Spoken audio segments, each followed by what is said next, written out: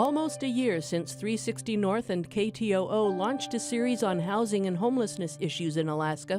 What have we learned?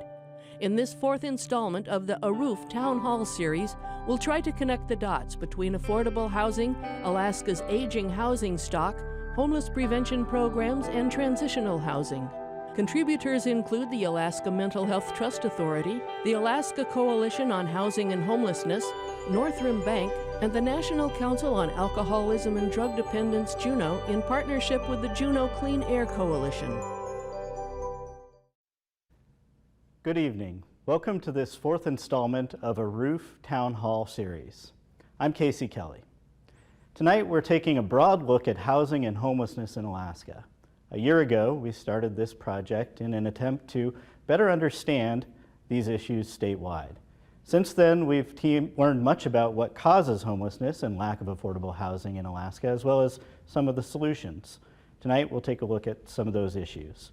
We'll be taking questions from our studio audience tonight. If you have questions, line up at the microphone as they occur to you, and I will call on you as you step up to the microphone. Our panel tonight includes Scott Schomburg from the Alaska Coalition on Housing and Homelessness. He's the co-chair. Good evening, Scott.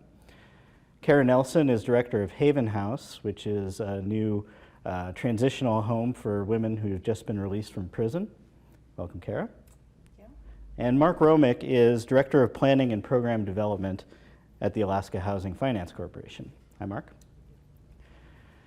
We're going to start tonight with Scott here. A little question about affordable housing. I've heard you describe before some of the differences between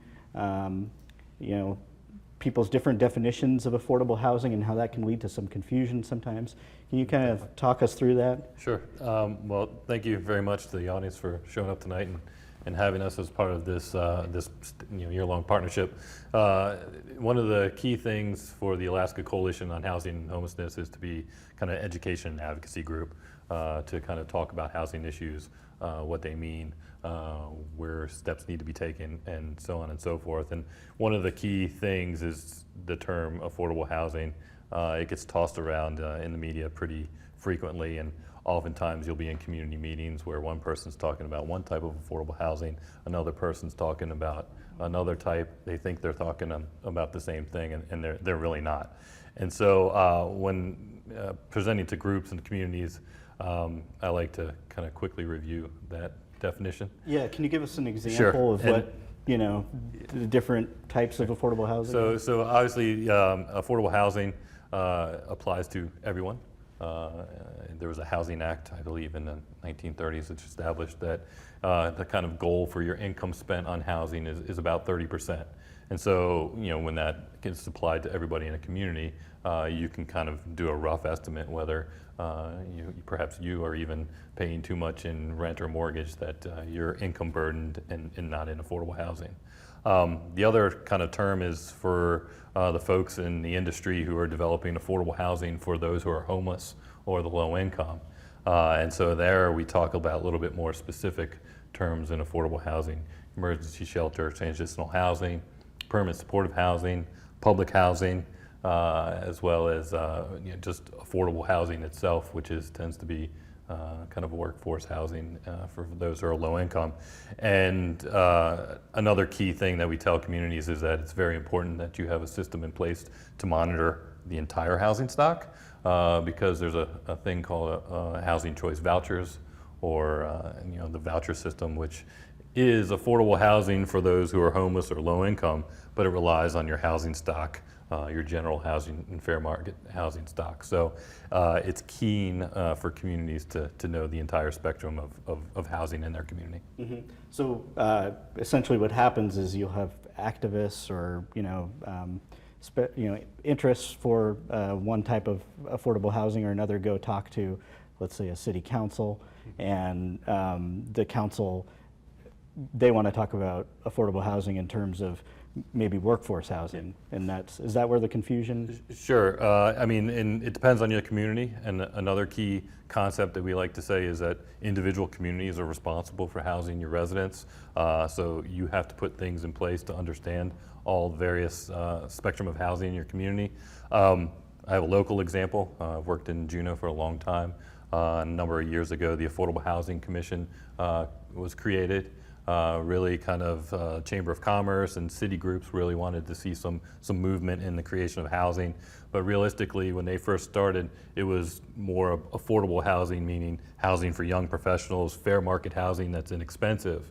And then likewise, you had another group in town, the Juneau Homeless Coalition, who really wanted affordable housing for its residents and its clients.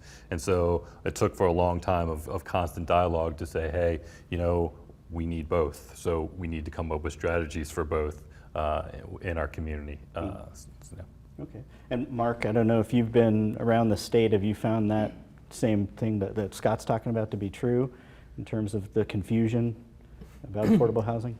Absolutely. I think that you know, in the housing business, you know, going back, you know, 30, 40 years, every time a term or you know, referring to a certain type of housing kind of fell out of favor because the connotation associated with it started interfering with people's ability to get support for the project, we moved to another one. And so, you know, we started with public housing, and back in, as Scott mentioned, in the 30s and the 40s, right after World War II, there wasn't the same kind of connotation with public housing that there is now, and so you move to affordable housing, workforce housing, and you know, and as time's gone by, people look for a different term that doesn't kind of bias people immediately towards what you want to do, and that same phenomenon that Scott talked about happens all over Alaska.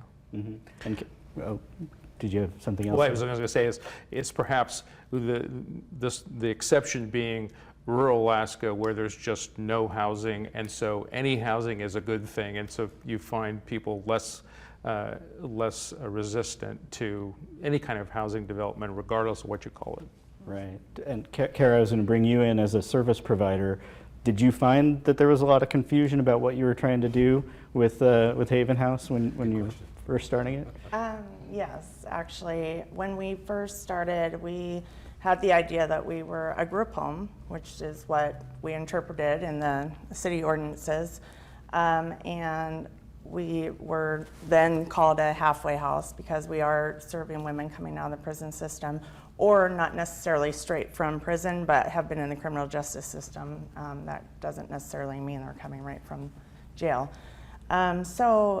It's interesting to hear you talk about that, because I mean, it really is that stigma and that just the perception and the prejudice given to that, whatever it is, not just transitional housing, not just women coming out of prison, you know, just the idea of poor people or poverty or whatever it is, or, you know, really generalizing what that looks like. And yeah, we've gone through it for the last year and a half.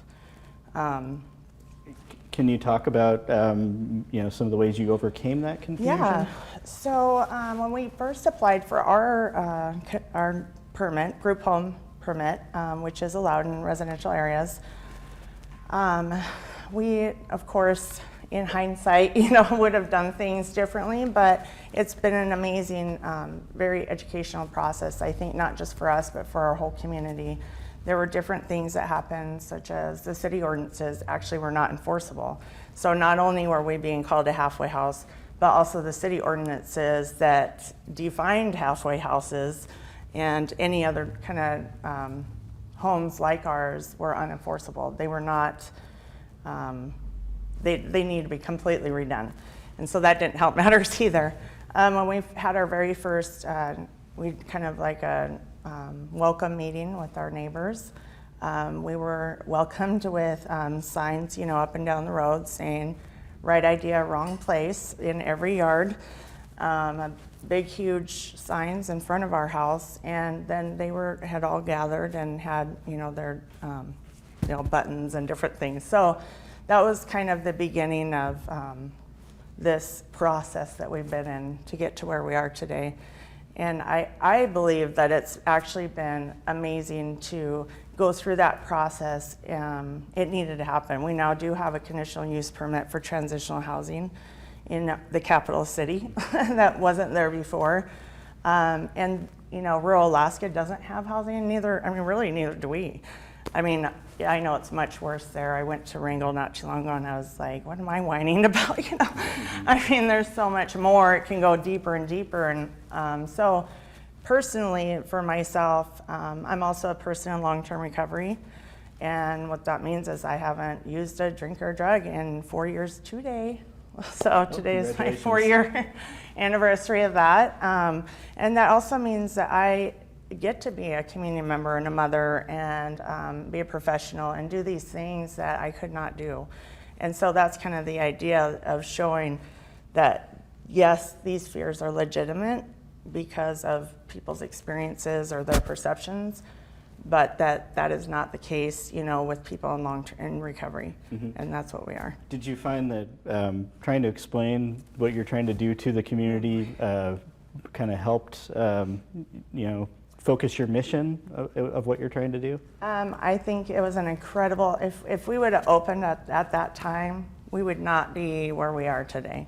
If we would have opened at that time, we wouldn't have gained the relationships we have, the partnerships. We had a lot of partnerships and relationships, obviously, to even get to that point. I mean, it was definitely an undertaking. Our founder, Ellen Campbell, who sat in her house and just had this idea and this vision, and she was a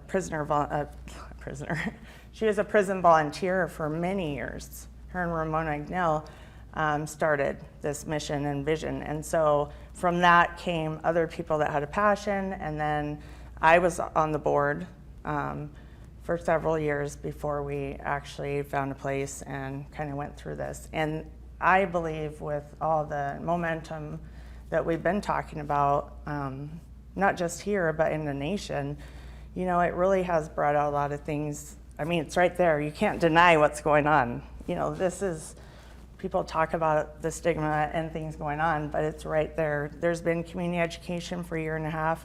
The sign is still right in front of our house. Mark, maybe you can talk a little bit about the challenges to creating other types of affordable housing in Alaska.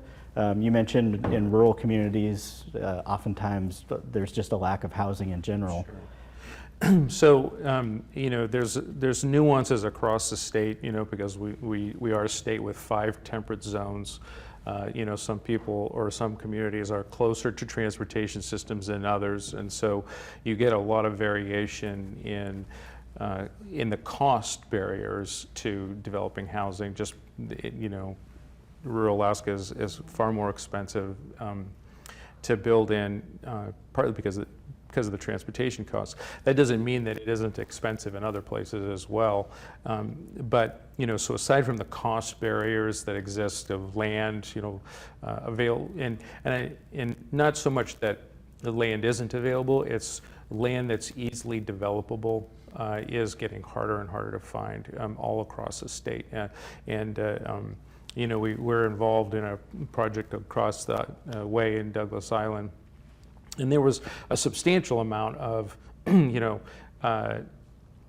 dirt and rock and whatnot that needed to be excavated out of the hillside there, and that adds a complexity that, you know, you don't often see in projects. So various communities have different cost structures. Aside from the cost, you know, of, you know, land and labor and materials and getting materials on site and developing in general, you know, I think that Cara touched on something that is an ongoing barrier, and that is just the understanding of what people are trying to do, and, you know, probably more so with people with disabilities. And I think that a lot of people in communities across Alaska, as well as the nation, you know, when they look at, or they hear, it's, you know, a special housing project that's coming in, they envision the person that they might encounter on the street, you know, downtown, in any downtown in the United States that, you know, that doesn't look like them, and you know, perhaps has been spending a little bit more time in a bar than them, or doing something else that's different than them. And that's initially the connotation that people have. And I think that the barrier to getting housing built in various places is that preconceived notion that that person is going to cause trouble. And we had a person that used to work for us who was a very passionate person about, especially in his community, and she often would tell people, look, would you rather have 5 college kids living next to you, or 5 people who are under constant supervision, who are going to be taken to employment and counseling and whatnot, and have 24-hour care? You decide, and so I think people's, that creates probably one of the biggest barriers that exists, because in most places, if you want to permit something, and it meets the zoning code, it meets the requirements of the community, then you're able to go ahead and do it. It's the other things that come up, people's belief that it might affect their property tax, or not their property tax, but the valuation of their house, or there might create some unsafe, type of situation that that they feel is necessary, or the feel that might happen. And so I think it's, as Cara mentioned, it's an education process to show people that very rarely, if ever, happens. And there's a lot of statistical research that's been done across the country in terms of affordable housing, as well as more special needs housing projects, and their impact in the community. They find that there's very little impact. Well, that's a good maybe jumping off point to talk about the Glory Hole, which just this last week was announced got a grant to do a Housing First project. And Scott, you were involved with some of the planning and the effort that went into getting that grant. Can you talk about, well, first of all, what is Housing First? That's one of the things I learned in the last year, is what a Housing First project is. So, and it's a good example to follow up with Mark. Permanent supportive housing is exactly as what you would think it means. It's permanent housing, meaning people live there, and it's supportive, meaning they have a proper amount of support on site or through engagements with other care providers to make sure that this person's needs are met and they're safely housed. Housing First permanent supportive housing is a concept that was created probably 20 years ago in order to identify folks who are most vulnerable, put them into housing without any preconditions of sobriety, and saying once you're in housing, whether it's a scattered site or a congregate living style and the right amount of supports, well, then you can go ahead and address your substance abuse or mental illness issues, which you wouldn't address if you were living on the streets. And so, we talk about this need for education into our communities. When Carlick Manor was started, the first permanent supportive Housing First project in Anchorage, there was a lot of pushback in the community. And subsequently, other communities, Fairbanks and Juneau, in our process, started getting some pushback as well.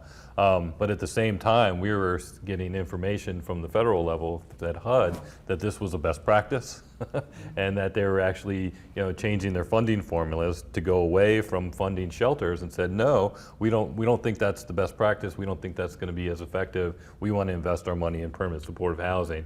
And so, we're a little bit behind trying to educate people on the concept first, to say, hey, no, this is the best way to do it for the health of all communities. Mm-hmm. And we have a few short videos that we're going to be showing throughout this program, and one of them is on the Glory Hole, just the shelter. It's not about the Housing First project, but maybe we'll show this clip and then we'll go back to talking about Housing First, and it was described to me as the next phase of the Glory Hole almost by the director. So, this is a short video that we shot earlier this year in the Glory Hole.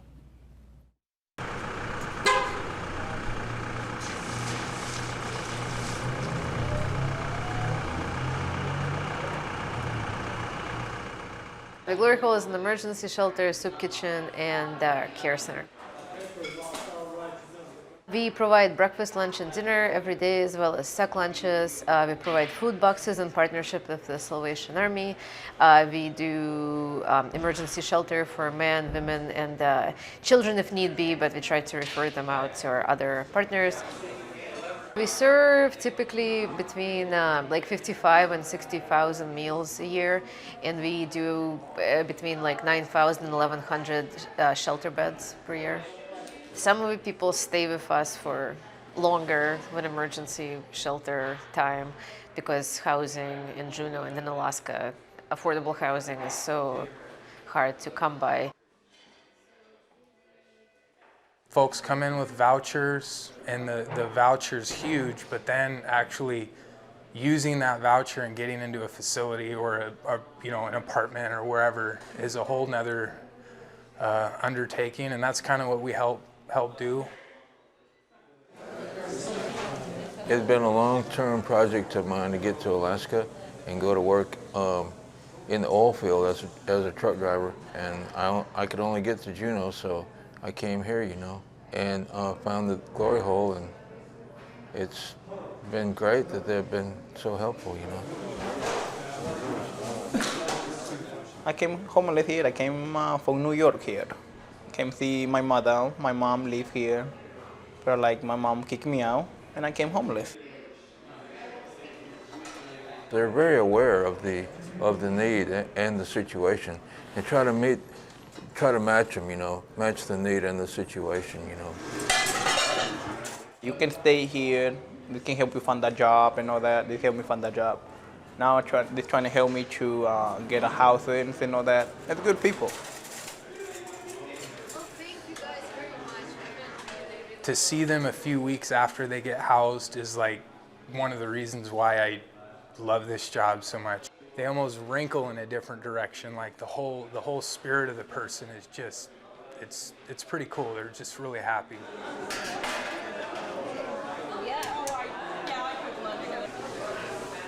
Well, it offers immediate help to somebody, and with that help, you have hope. It is really tremendously important for people in the community to have access to food and shelter. It is, basically without food and shelter, people will die. And so we just want to make sure that food and shelter is always available to people.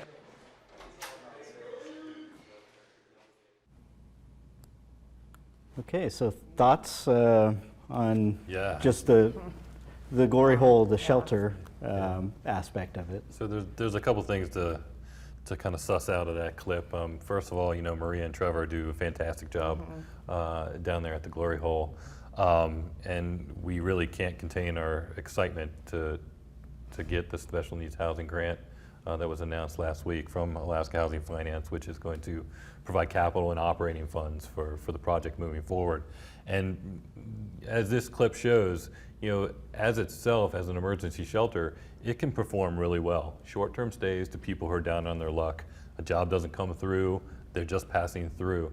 But what we found as a community, as a homeless coalition, is that there was a cohort of folks who were chronically homeless, who had been on the street a long time, and the Glory Hole wasn't capable to meet their needs. They provide shelter and meals. They weren't providing behavioral health care, medicine, medical management, employment opportunities.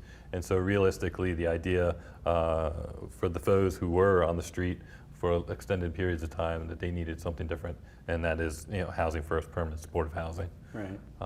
And the other great thing that the Glory Hole spearheaded too was 100,000 Homes campaign Vulnerability Street Index. Once you started recognizing on the day-to-day basis that this was the issue, in order to educate the community and to get funding, you need the data to know your clients and who you're going to really house. And so 35 volunteers went out on the streets 3 mornings in a row between 5 a.m. and 9, and went through every corridor of the community and met 55 people who were living on the streets.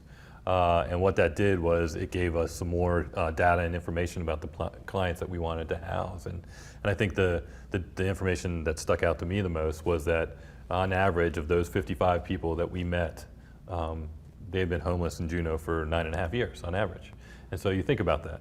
The Glory Hole also has a food donation program, or groups can go in, the chamber can go in and cook a meal. And so if you just volunteered at the Glory Hole once a year and cooked a meal, you potentially could have been feeding that same person, 9.5, 10 times. And so that tells me there's another option that needs to take place in your housing spectrum. And these are also those with most chronic needs, most likely to use hospital, prison, in and out of hotels or other kind of less stable housing. Sure. So let's talk about the Housing First project that the Glory Hole is starting, and you were involved with some of the planning on that. And what's the where's it going to be, and what's the idea there? And again, we're talking about this need for community education and dialogue, and so this process really started in 2011. It started with the Homeless Coalition doing their annual point-in-time count really well. The Glory Hole and others spearheading this more intense survey. And then the next phase was really getting familiar with the concept. Like I said, Housing First was a new concept to even providers here in town. And so you think about a group like JAMI, who's our behavioral health provider. Well, they work their programs on a sobriety model, and so it took some time for them to get familiar with the concept to say, hey, okay, that would work, especially for the folks that you're targeting. And so we went through that process for a long time, and then again, in most communities in Alaska, there isn't Housing First, permanent supportive housing developer expertise in all of our communities, and so finding the agency who sees it within their mission to go with this approach took some time and deliberation, and the Glory Hole decided to be that partner. And then in those dialogues, the Tlingit-Haida Regional Housing Authority saw a role for themselves and contributed land for the project, which is going to be behind the Wells Fargo branch out in Lemon Creek. And then these deliberations will continue until the project gets going. There's still operation stuff as you know, to sort out, and again, re-engagement with the population to figure out who's left of our population, because the sad part about it is that we do know that of those 55 people, at least 7 folks have died, many visibly on the streets. So we're super enthusiastic, but it's the time frame hasn't been speedy enough for us. Sure, and initially this will be 32 beds, is that? 32 beds. The hope to expand it into 52 with space for clinic space on the property as well. All right, and the idea with Housing First is these are not shelter beds, these are, they're like apartments, right? Yeah. Individual SRO units. So they'll have their own space. The key thing is safety, especially in the congregate style. You can run Housing First permanent supportive housing by just lining up a bunch of landlords and having enough support in these individual units. But we felt with such a chronic core that we really needed to go with this style, especially because of the developable piece of land and the tight fair housing market. And so the key thing is secure entryway, not only for the residents, but for community members. And then a lot of them are established with executive director, behavioral health management staff, and then folks who are working on other issues for folks, employment, Social Security, and providing that resource on site too. So a self-contained kind of process for everyone. Sure. And Mark, since the AHFC has been, is kind of the funding source, one of the big funding sources for this project, maybe talk a little bit about what, why your agency is so supportive of Housing First. Well, I think the short answer is because it works and addresses a need that that I think not only Alaska Housing but the state as a whole has recognized for quite some time. The AHFC has been involved in kind of supportive housing program for a very long time, since the late 90s, and we went through kind of a different phase where we didn't have as complete a picture in terms of funding as we do now. Before, we funded just the capital, and then we were relying on the social service world to kind of come to the table with the operating funds to keep the projects going. And that worked to a certain extent, but it didn't get us the production that we were hoping to get, because it's very hard to find operating money. It's a lot easier to find money to build than it is to operate, because operating money is not as attractive. A great, hey, I just made a $1 million operating grant. Really? Instead of, I just made $1 million and they built this big building, and it just doesn't have the same cachet. And so You know, in the mid-2000, 2004, we partnered up with the Mental Health Trust, and we put together some of their funding and some of our funding through the Special Needs Housing Grant Program and through the Homeless Assistance Program to kind of bring all three components together: the capital, the operating dollars, and the support service dollars. And the support service dollars that come as part of this pool are really kind of complementary to what people can bill Medicaid. And you know, you talked about barriers, and I won't say that the M word is a barrier, but it's an extremely complicated system.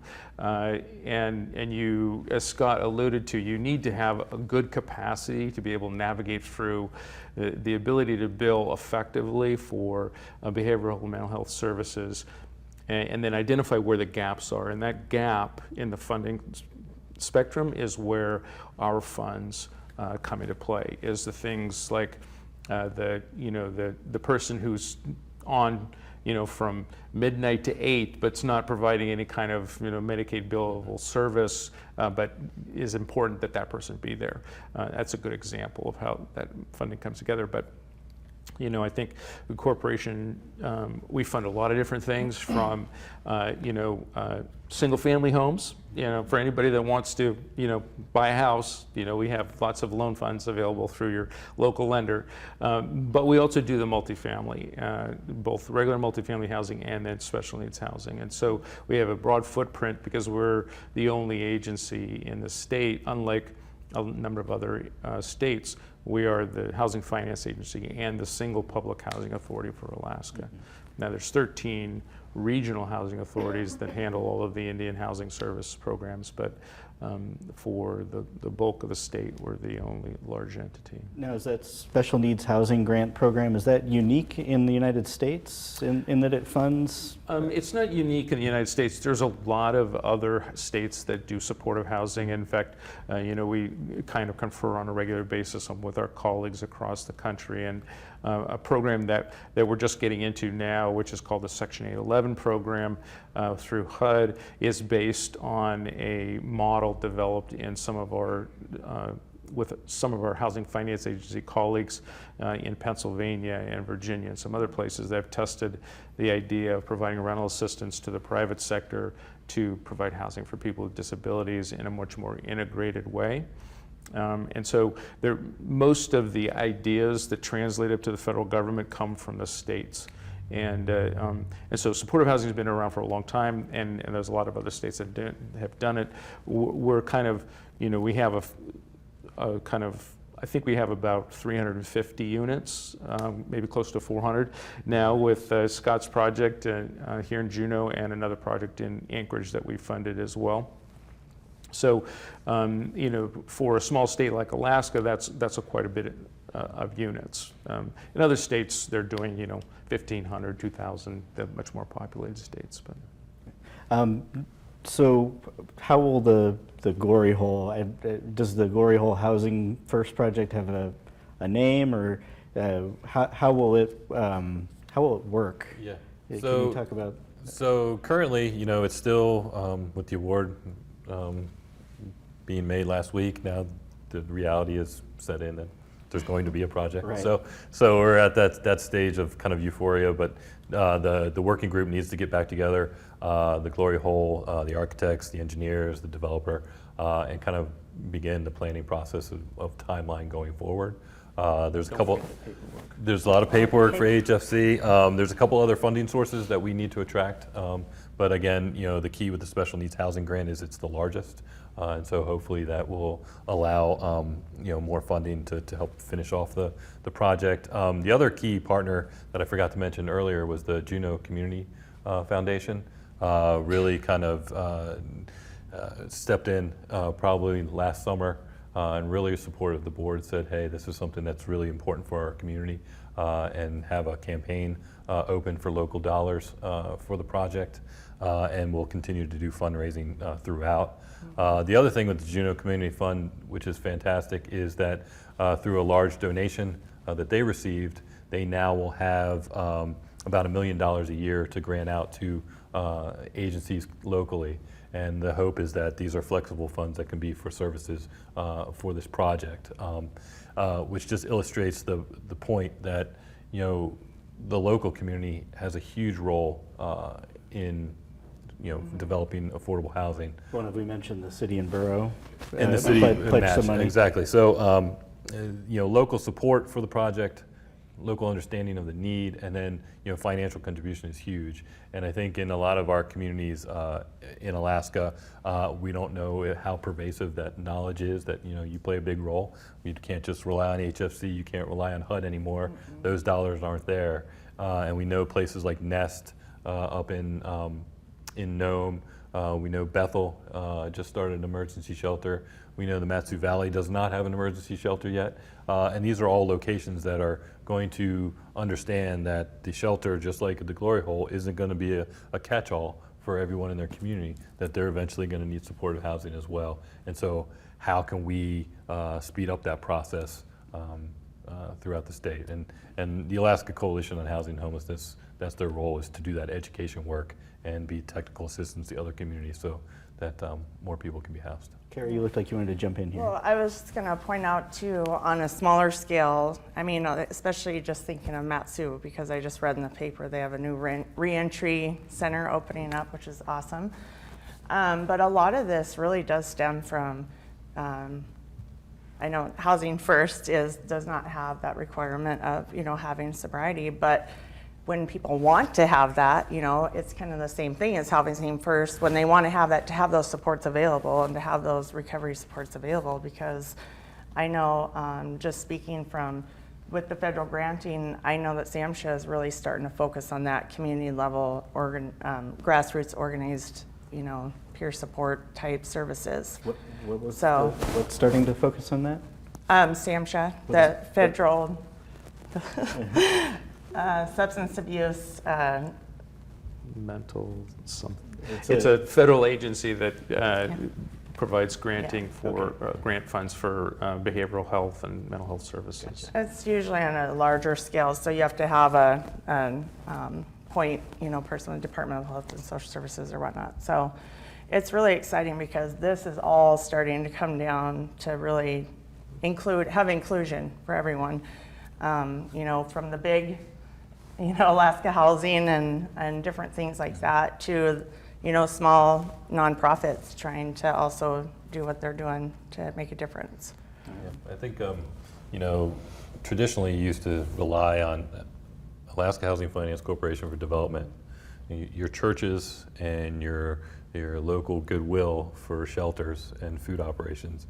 But, you know, with the expense and the need in our communities, you're really recognizing that it's a collaborative effort, and that communities that want to see these units really need to be organized in order to fight for the few funds that are available, and because it's so healthy for your community. Sure, and speaking of healthy for the community, you have some examples of here in Juneau, some folks who were repeat visitors to Rainforest Recovery Center, and how much that was costing taxpayers, whereas a Housing First project has been shown in other parts of the country, at least, to kind of cut down on some of those costs. Yeah, absolutely. So, you know, permanent supportive housing for the chronic homeless, you know, you're targeting the most vulnerable, those who are resistant to housing, resistant to treatment, and utilize a lot of public resources, you know, hospitals, you know, prisons, even just social services. And so, you know, the goal is to alleviate some of those costs. You know, one of the stories that when I first moved to town, I was a teacher at Yakus Takahiti Alternative High School, and my morning commute to take my son to daycare was to go past Bartlett Regional Hospital. And so, you know, you get into your normal routine, and I was like, oh, look, that's cute. This man's on his morning walk, just like as I'm on my morning commute. Turns out, like, it wasn't his morning walk. He was actually being released from Rainforest Recovery Center and on his walk back into town every day. Mm-hmm. And so, you know, that person is still homeless, still along that routine. I just saw him the other day in Pocket Park. And, you know, my goal is, or my hope is that he gets one of those units here right away. because then you start to tabulate, what does that cost to our city as opposed to investing in this supportive housing project, and it's enormous. And you can reference $1 Million Murray. It's a Malcolm Gladwell article which talks about the cost of not doing anything, and I think that's kind of been a key component for a lot of our working group members. Mm-hmm. And yeah, you had one statistic was one visitor to Rainforest Recovery racked up like $33,000 in 2 months in terms of emergency room visits and. Exactly. And so, we asked as part of the initial community dialogue, like, how much is this, these people costing us? And so we asked downtown businesses their estimates, and it was like $5,000 for extra security. We asked Rainforest Recovery to pull some numbers, and they pulled their top 10 super utilizers, and sure enough, it was 21 and 19 nights each month. To $33,000, $15,000 a month just for rainforest, and not including costs for hospital visit, transportation, or whatever else might be used. And Go ahead. When people are incarcerated, I mean, that's $150 a day, and that's not including if they have any extra services that they need or mental health. The services they do have in the jails, not counting that amount of money, and they get released right there, right there. At least there's a bus stop there, but, this is kind of where this kind of housing that Haven House is doing really comes in. We are faith-based housing, but the reality is that a lot of the people come out of prison and they have nowhere to go, or they're going back to their family that uses, or they're going back to their abusive boyfriends, and they end up being some of the chronically, homeless, or going through the glory hole, or, the faith-based communities have tons of amazing supports and people that volunteer, and that needs to be utilized a lot more, especially in the crisis that we're in right now in Alaska. And so this whole situation that we've found ourselves in has really been a great piece to really advocate for the reality on the ground level. And we can't get into these different, facilities or programs that all people don't fit in those programs, although we have a lot and people are doing a great job, but sometimes people just don't fit into that. Mm-hmm.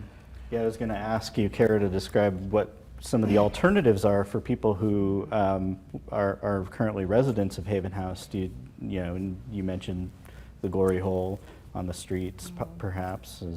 Usually, and then of course we have the Aware Shelter and different, and so because we're more of a pure ran home, I mean, we have probation conditions, and we have those relationships with probation, which is amazing if they're on probation. Not everyone is. And then we also have our house rules.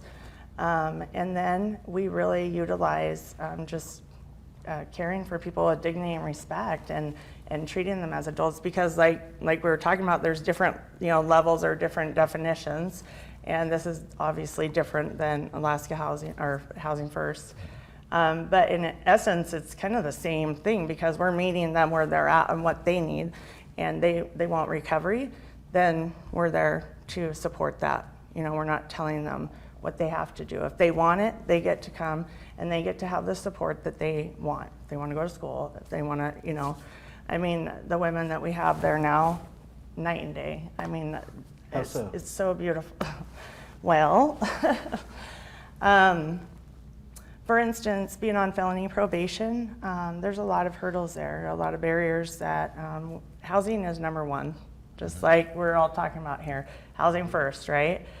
And then in this supportive environment, we have structure, and we have, for instance, dealing with a probation officer, we have different rules when you're on probation, your probation conditions. So you can't talk to other felons, for instance, unless you have permission. I mean, it just depends on your case.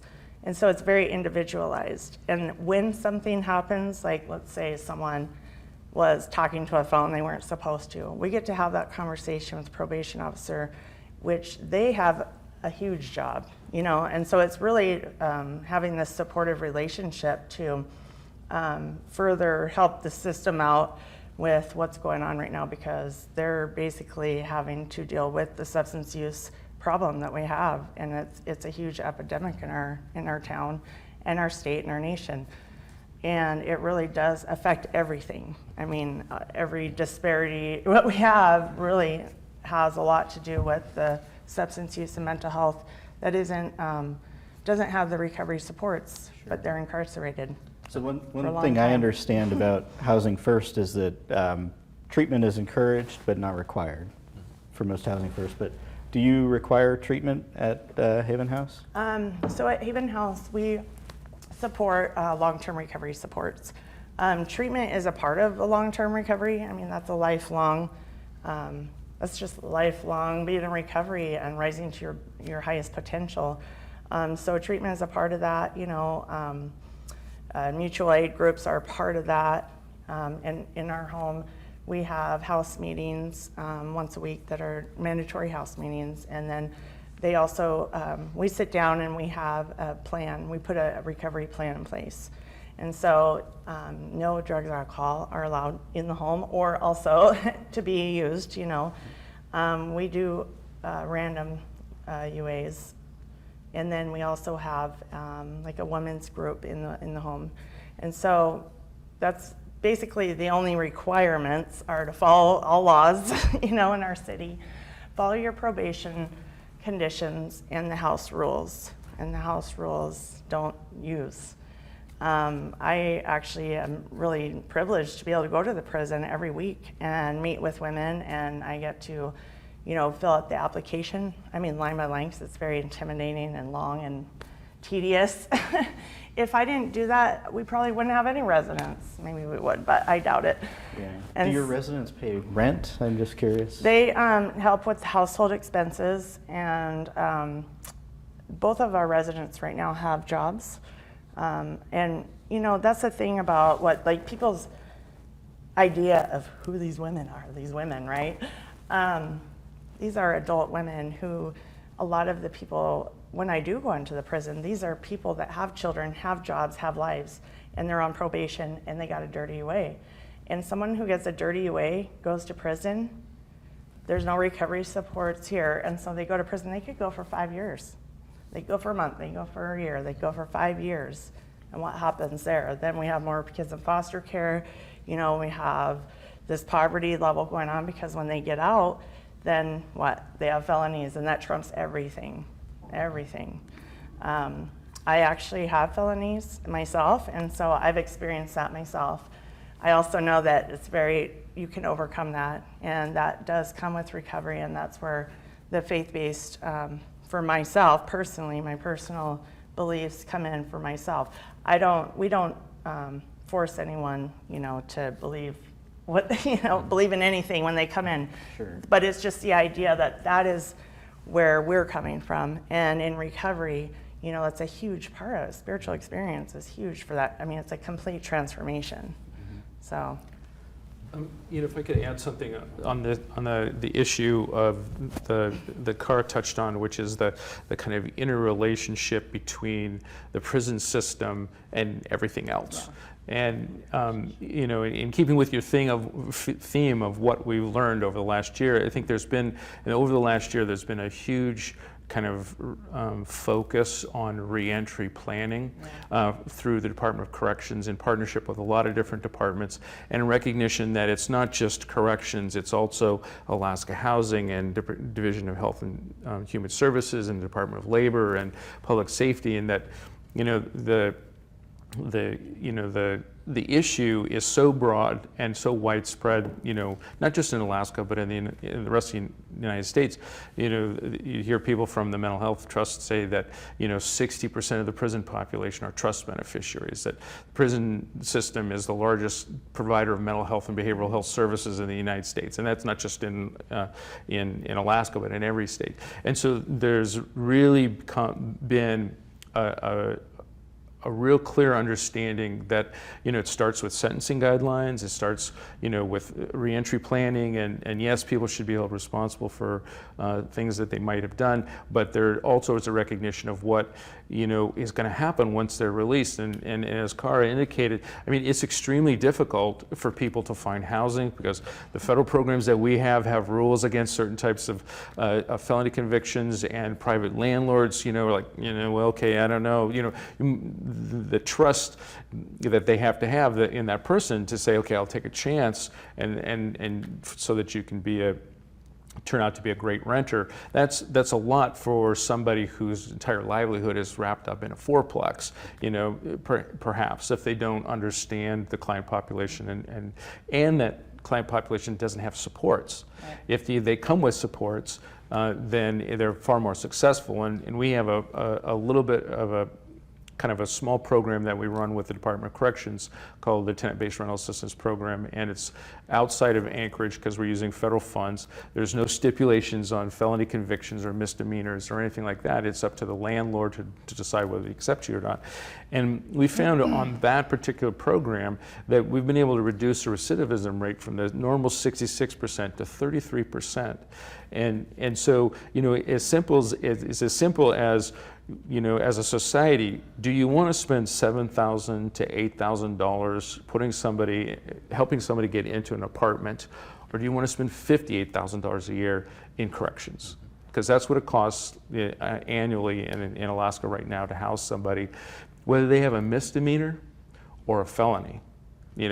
So it's an extremely important issue about addressing the feeder system of homelessness, so that the emergency shelters don't get overrun, and that you can move people along faster out of shelters into permanent supportive housing. Yeah, I think the Alaska Coalition viewpoint is that communities need to have a way to address all of these things, because we're talking about prison reentry, we're talking youth homeless, senior housing, veterans, and I think we've learned a lot in the last decade about chronic homelessness. There's been a huge push nationwide to end chronic homelessness. The veterans have received a lot of support and a lot of federal dollars and emphasis, and so they're learning things, what works and what's effective, because they've been funded so well. And the next trend is to focus on youth, because we really don't know, especially that 18 to 24 year range, who's homeless, why they're homeless, what would be effective, because they oftentimes don't identify themselves as being homeless. Sure. Mm-hmm. Let's take another look at one of our videos that we've produced in this short documentary series. This is an example of a Housing First project that's working in Anchorage. This is from Carlick Manor, and it's one of 2 Housing First projects currently operating in the state.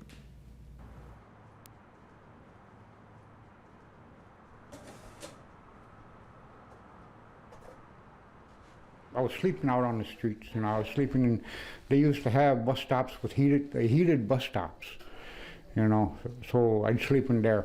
Sometimes I'd have friends, I'd sleep over with friends. They were actually in the planning stages of this place, and they brought that up to me, and I really listened to what they were saying about, housing first. And I really liked it. From the moment I heard about it, I liked it. Permanent supportive housing is affordable housing like you would have under any landlord-tenant relationship, just like you were a renter in the community, but it adds additional services for people that are disabled, mainly people with severe addictions or mental health disorders that need assistance and supportive services in order to retain that housing. Part of the Housing First philosophy is you get them in housing and then you kind of court them into treatment. Treatment isn't required, but it's kind of our ultimate goal to get them better.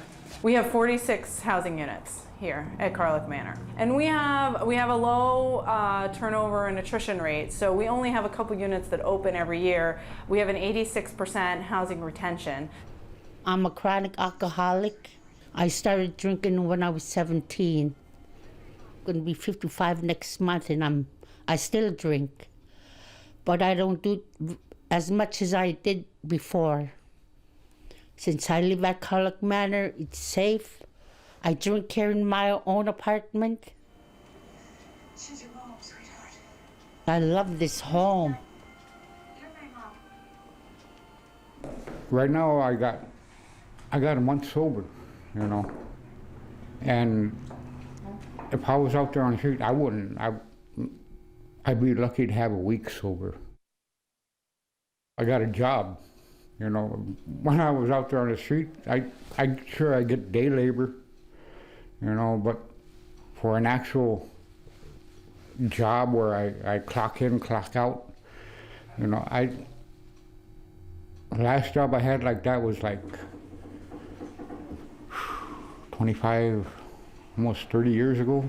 We actually get to know these folks on a personal level. We know their names, we know the village that they come from, or the families that they come from, or the background, if they have families, if they have children, and what they used to do.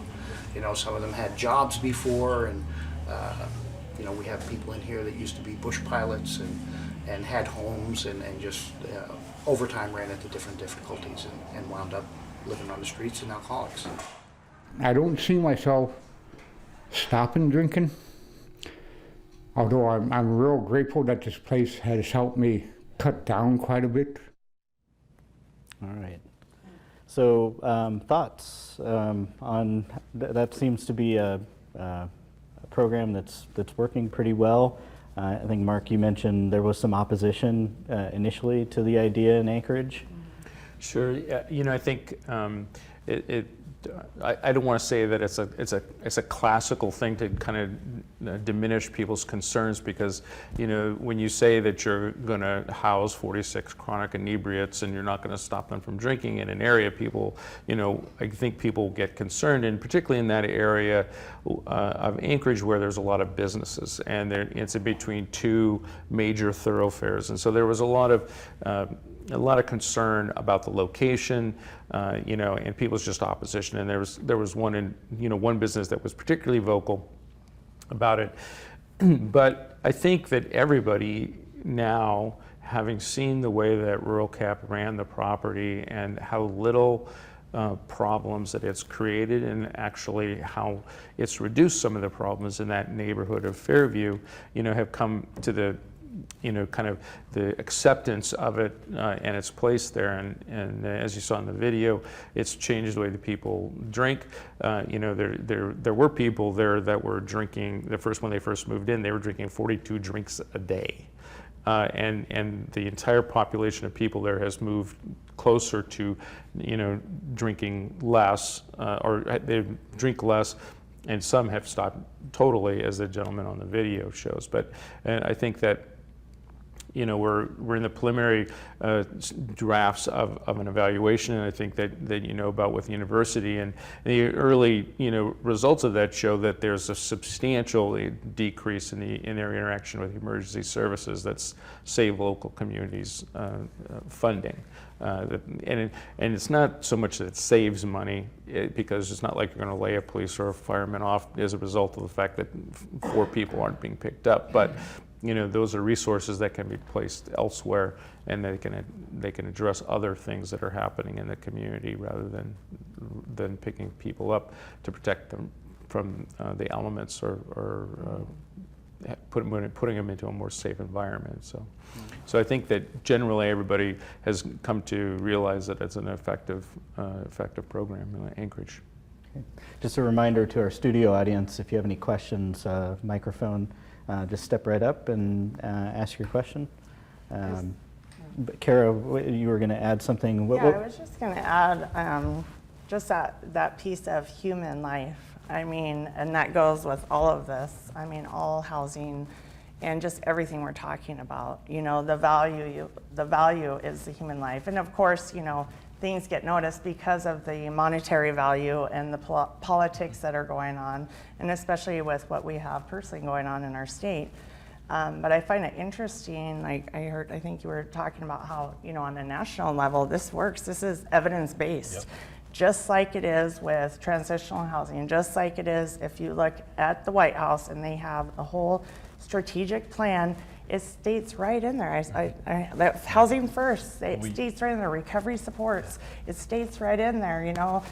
We do not tolerate that anymore today in our country, treating felons like that, because this is an issue of incarcerating people with mental health issues and with substance use disorders and not having those supports to surround them. So it's impossible to make it, it's impossible because of that stigma. And to not house people, not only do we not have housing, but even the ones we do. I mean, recently I have friends that were on the TBRA program and you would not believe what they are told from the landlords. I know that's not everyone, but I also want to point out with what we went through with Haven House, we had several public meetings, high-spirited meetings, very educational, I feel very blessed that I got to go through that because it was just so fascinating, and other things. But one of the things was one of the neighbors said something during one of the public testimonies that we were shaming them. And so I got to learn that, you know what, I also got to turn around and turn my view of how I was dealing with things, but still move forward with integrity and boldness and confidence, because even though we both believe what we're doing, you know, we can do that. And I love that we can learn from each other and do that, because we're not going to stop. I mean, this is a new era, we're doing it, and it's going to save lives and bring wellness. I have a funny story about there was a group from Juneau who visited Duluth, Minnesota, and their permanent supportive housing project there, and we met with their police department, and they said one of the key things that happened once they opened the doors, and it was a 70 unit property, was that they started getting emergency phone calls, so 911 calls, saying, hey, what happened to all the homeless people? Where's my buddy? I give him money or coffee every day. Where'd he go? Somebody took him. And so they're like, no, they're housed, they're over here. And there was other people who called and said, hey, I think they were bussed out of town. And now it might be easier to find them because they're at their home. Yeah. So that's right. So we have a question. Why don't you step up to the microphone and just ask your question? Yeah, and I think this is a segue, to the importance of the ROOF program over a year, raising public awareness so people are less fearful of this not in my backyard syndrome. But I did want to ask a question of, I guess, Mark or anyone on the panel about the challenges of the Section 8 voucher program in the state and in the country right now. And I wonder if you could say a few words about the background and also its current state, and in light of our financial crisis, what you see for the future. Sure. Well, that's a lot. So for those that don't know, the Section 8 program is affectionately also known as the Housing Choice Voucher. Section 8, with the federal system, they made it easy on everybody because they refer to programs by the section of the 1937 Housing Act that authorized the program, so you don't have to remember a long, complicated name. You just have to remember the section of the act that it was created in. So it's existed for many, many years. And as it was alluded to, it kind of ebbs and flows in Congress based on the support of Congress and the White House. But it's been slowly, I think, leveling off and tapering down a little bit over time. In Alaska, there's about 4,500 vouchers statewide, and they're allocated by the Public Housing Division of Alaska Housing, and it is generally oversubscribed in the sense that there's more people that need it than is available. And in fact, in many communities, I'm not sure about Anchorage, but in many communities in Alaska, we've closed the waiting list because there's so many people that got on the waiting list that the average length of time between somebody got on the waiting list and the time that they were going to get a voucher was in the 5-year range. And so it didn't make any sense to let people languish for that long. And so they close the waiting list, they go through the number of people that are on there, which is about 1,500 to 2,000, and then as they get through them, they open it back up. So, the number of vouchers that we, probably over the last 5 years, the thing that the biggest issue for the Section 8 voucher program has been sequestration. And hopefully nobody will ask me to explain that other than to say that it was something that happened at the federal level that reduced the funding available for the Section 8 program, which essentially put us in a situation of having to lose 250 slots in the program, because what HUD does is they give us a bulk of money and then we allocate it across the state and then manage it. And so as the pool goes down, then you have to kind of retract from various places and then manage the money that you have. And then if the pool goes back up again, then you can expand back. And so it's kind of a constant administrative process that you're going through to make sure that you're managing the program consistent with the block grant that we get. Now, in terms of its use in each community, various communities, it's easier and some are harder, and it generally follows with the condition of the rental market. When the rental market is very tight and it's a quote-unquote landlord's market, you can charge, landlord can charge whatever they pretty much want, and people will pay for it because there's not that much housing stock. It's very difficult to use a Section 8 program. And in communities where the vacancy rates are much softer and the rental market has more available units, it's a little bit easier. In total, it's still a matter of convincing a landlord to accept the voucher as a tenant. Cara referred to the tenant-based rental assistance program, which is a different program that's modeled after the Section 8 program. And you ultimately, if you receive a voucher, you have to go and find a place to live and a landlord that will accept the voucher. And there's some preconceived notions about people in the voucher program that are not necessarily true. And so there's some education on the part of the landlord as well. And unfortunately, there's paperwork and rules and requirements. There's a health and safety inspection that we have to do on every unit where somebody wants to move into, which isn't as big a barrier as you might think in Alaska, but it can be in certain places. And unfortunately, that means that people who have the voucher tend to rent in the lower rent, less desirable areas, because that's where they can find a place that will accept the voucher. Did that answer enough of your questions? Projection for the future, and also what can be done to greater incentivize landlords to participate in the Sure. The future is completely at the discretion of Congress. The White House proposes a budget through HUD, and Congress appropriates the money or they don't. And so, there's a lot of support nationwide for the Section 8 voucher program, because it is a critical resource for not only regular lower income folks who are having a difficult time finding an apartment that they can afford, but all of the special needs populations that we're talking about.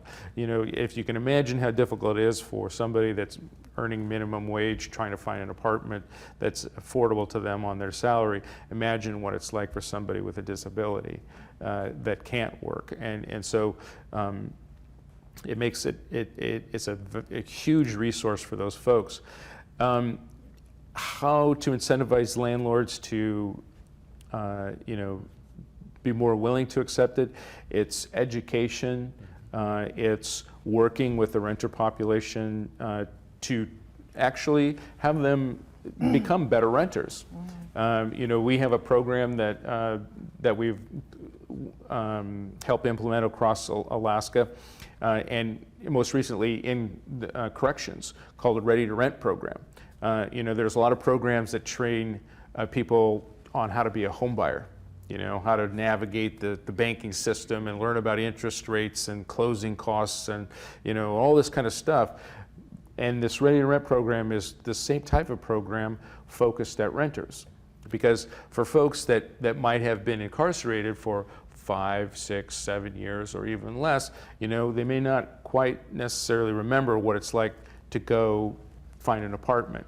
And you're less likely to find a landlord willing to accept you if you show up and you're not presentable in a manner that gives them a sense of confidence that you're not going to damage their unit. So, and I don't want to just focus on the corrections folks because it's across the board. You know, it could be your kid starting out, not knowing that, you know, if they show up in holy blue jeans and they look like they've been sleeping on the couch for 6 months, you know, they're not going to be the most attractive prospect to a landlord, whether they're on the voucher or not. Scott mentioned earlier youth homelessness, or programs for youth, and a story that I covered as in course of this year-long project was a transitional living facility for Juneau Youth Services. Right. And how they teach kids, skills like going out and applying for an apartment, or applying for a job, and those sorts of things. Is that a big need, do you feel like, in the state? Is that one of the gaps? I think in general, I know that the Anchorage Coalition, tagging on to the last comment, is going to have a landlord liaison position. So really to try and keep a list of friendly landlords who will work with clients. I think in our community here in Juneau, Greening Park Apartments, Sherry Parton has a group of folks that she keeps tabs on. So definitely it's something that the coalitions are kind of spearheading, but I think general community members, faith-based community members have roles in that regard.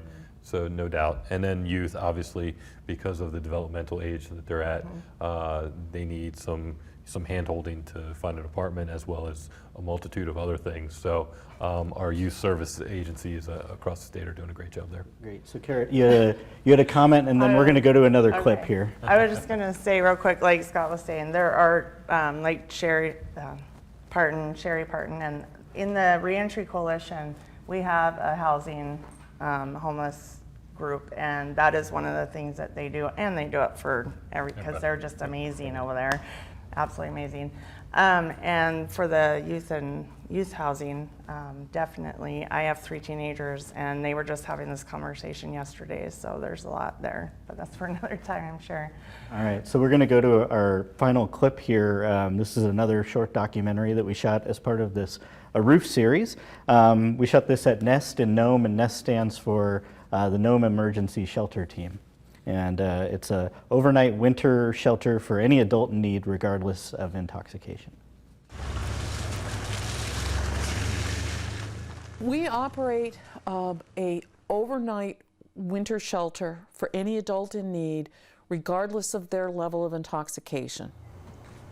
We consider ourselves the last resort next to freezing to death. What was happening for a number of years is that 1 or 2 people would freeze to death due to overconsumption of alcohol and inclement weather. And that may not seem like that many, but per capita, that's the equivalent of 20 in Juneau or 200 dying in Anchorage. So it was pretty significant for us, and it was very personal. These were people we knew. February of 2009, after another fellow froze to death, 2 local people just mobilized on a very cold night, and they said, we're not going to let anybody else freeze to death. And they went downtown and they said, anybody that needs a place to stay, come with us. And they opened up a local tribal hall and gave 7 people a warm place to sleep. The tribal hall didn't turn out to be the best place to do this, but a local church stepped up and said, we're close to the downtown area and we've got space that we'd like to put up for this. We helped them with their utilities, and they've given us an ideal location. We never know what's going to walk in that door. Never know. It's different every single night. There's about 5 or 6 of them are my former students. So I know them real well, know their families, and they've all been real good to me. And I've not had one, 5 years, I've not had one cuss me out. They've cussed everybody else out, but not me. I just recently became homeless like a month and a half ago. But this community here is people who I hang out with were family. When I first came here, they were showing me the ropes, and then a new person came and I was showing him the new ropes. You know, it's like this Nome area. We're really friendly, and we make sure we take care of our people. What are you going to do, you know, when the shelter closes? We always worry when we have to shut down because we don't have the money to run. I know. Probably just stay with my daughter and my mom. Yeah. You know, we have lots of cousins here. No, I mean, no one won't say no to you whatsoever. Do you need to not be drinking to stay there? Mm-hmm. Okay. Yep. And when you're cold and hungry, I mean, people that I know of. But you're from here, so that helps. Yeah, it does. We have a lot of people that aren't from here. But you know what? Even though when they're from Savunga, you know, the island, they won't let you out. They'll let you come in. You know, they would ask, where are you going to go? Where are you going to go? Where are you going to go? Come follow me. In the course of the winter, we will serve approximately 150 individuals. Now, some of those folks might only be for a night or two. Some of those folks are every night we're open. 8:30 at night, the shelter manager and the monitors show up and they start pulling out mats and pillows and bedding, and our regular guests all have their own box with their personal stuff, and then we have a stack of sheets and blankets for any new guests. And roll out the table, pull out the food, and we're totally set up usually by 9 o'clock when the guests roll in. Thank you. And then we undo the whole thing in the morning. But the guests at that point contribute a lot. They put away their own bedding, their own mats, they vacuum, they wash, scrub the floors in the bathroom, the kitchen. When we close here, they sleep under houses, they sleep in cars. I lost a few of my friends out in the cold because of alcohol.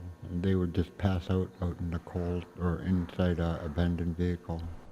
They would be under snowdrifts, but then you get lucky when you find an abandoned car, and sometimes there'd be some blankets or clothing in the vehicle. The cost of living is so much higher here, and it makes new construction too expensive. So we have very limited housing stock. A small, barely furnished little efficiency, $1,300 a month, and it goes on up from there. We've also expanded into homeless prevention, sober housing, trying to fill all the gaps that are otherwise not filled by any other programs in Nome. Yes, I am sober right now. I'm happy to be sober. I realized how my life was, how it was going due to my alcoholism, and I don't want to go back to that. Not only did I hurt myself, but I hurt a lot of my family members and my relatives and my friends. We're keeping people alive, you know, and we're giving them another day to think about the choices that they're making. But we're keeping people alive. So, thoughts on that? You know, a lot of the themes that we've struck on tonight, just a group of people decided one night that they weren't going to put up with anybody else dying on the streets of Nome. Yeah, I think that's where it started in most cases, and I think one of the things that we like to tell people at the state level is that, look, Alaska is a new state.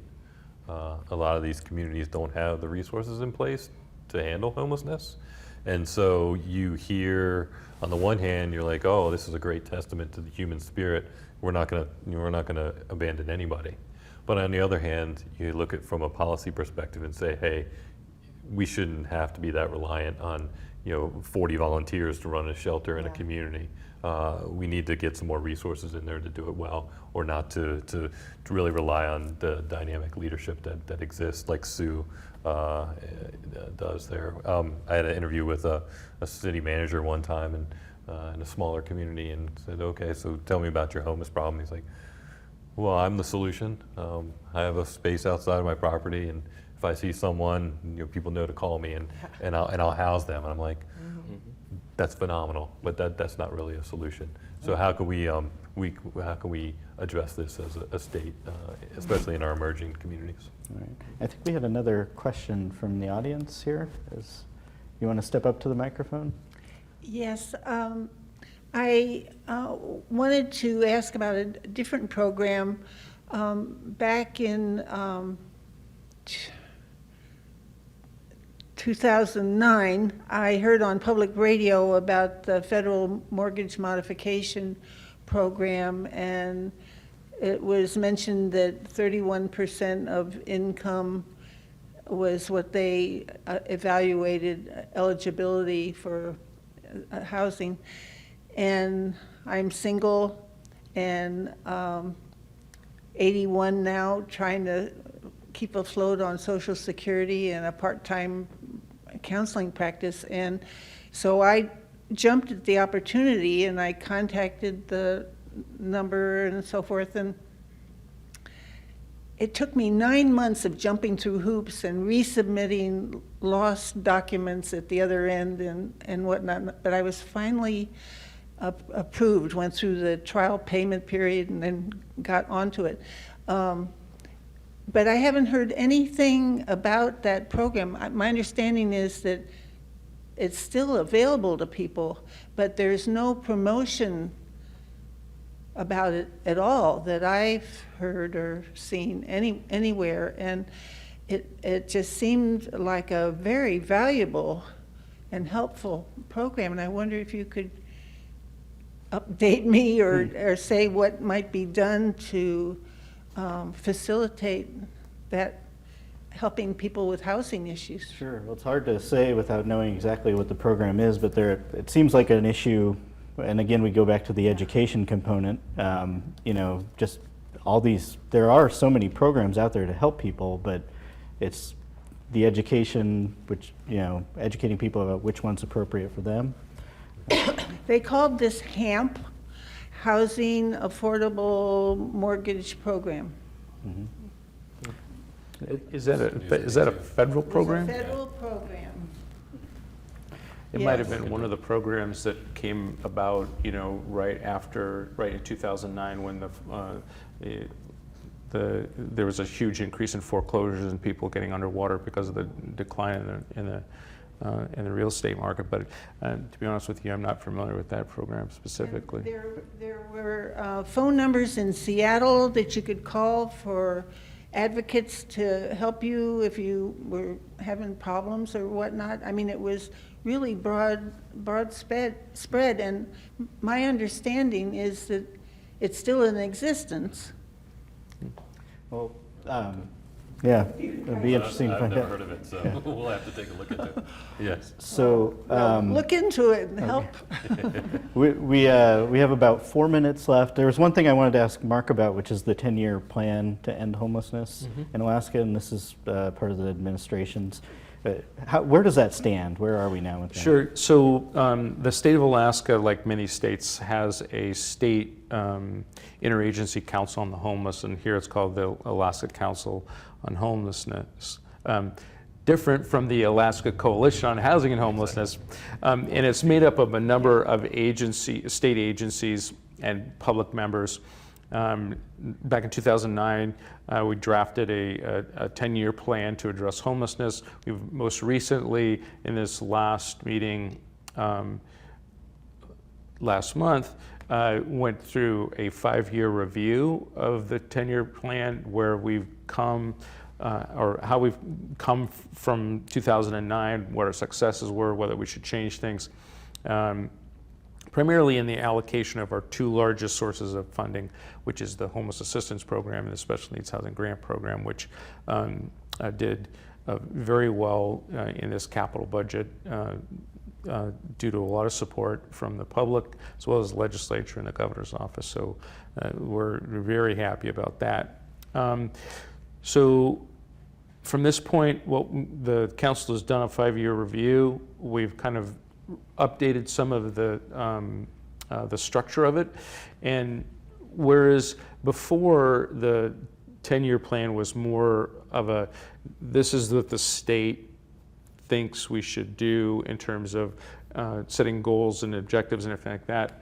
The 10-year plan has been kind of redrafted based on a lot of stakeholder input from Scott's organization, the Alaska Coalition on Housing and Homelessness, and a lot of other homeless coalitions around the state, to be more of an umbrella plan that each local community reentry coalition or homeless coalition can do their own kind of goal and objective setting and have those goals and objectives roll up to a larger state total so that we can report the results that everybody's having, because we don't know everything that's happening. You know, Scott mentioned the faith-based community. There's a lot of stuff happening in the faith-based community that people aren't necessarily aware of that can help meet some of the overall goals of reducing homelessness and through all the different populations that we've been talking about today. All right. Well, we've got only about 2 minutes left, so if I'd give one of you like 30 seconds to sum up. A few quick things that we're excited about at the Alaska Coalition on Housing and Homelessness. One, we have a new contract out with the Institute for Community Alliances to help both the Anchorage Coalition and the Balance of State Coalition get better data on homeless people and the housing inventory that we have.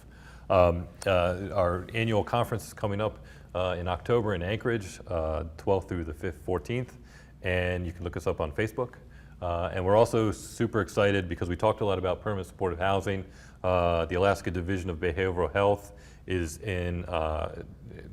has a contract with the Technical Assistive Collaborative to help focus on developing a supportive housing plan for the state. And so that should be, some results from that should come out at the end of the summer.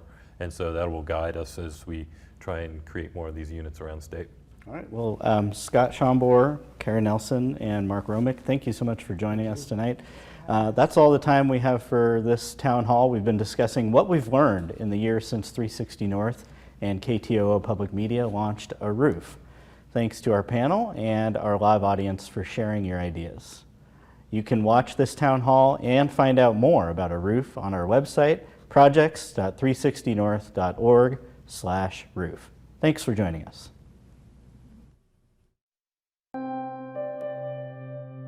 This has been A Roof Town Hall discussion recorded June 1st, 2015 at 360 in Juneau. It was produced by KTOO Public Media and 360 North. A Roof is funded by the Public Affairs Fund for Homelessness and Appropriate Affordable Housing. Contributors include the Alaska Mental Health Trust Authority, the Alaska Coalition on Housing and Homelessness, North Rim Bank, and the National Council on Alcoholism and Drug Dependence Juneau in partnership with the Juneau Clean Air Coalition.